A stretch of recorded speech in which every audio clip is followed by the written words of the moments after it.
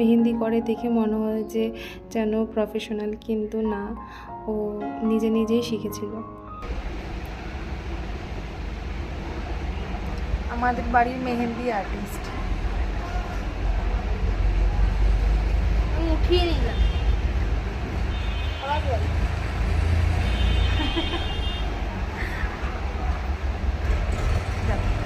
কত সুন্দর করেছে, আমার জন্য আমার বুকড মেহেন্দি আর্টিস্ট।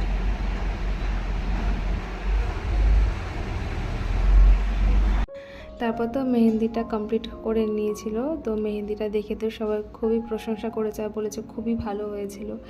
তারপর তো বিকালবেলা মিলে সবাই রেডি হয়ে গেছিলাম, কারণ বাড়িতে বসে থাকতে আর ভালো লাগছিল না। তো বৌদিরা বললো যাও তোমরা সবাই একটুখানি ঘুরে আসো, তাই রেডি হয়ে গেছিলাম। তো কালনাতে একটা না, তো অনেকগুলোই ভালো ভালো জায়গা রয়েছে।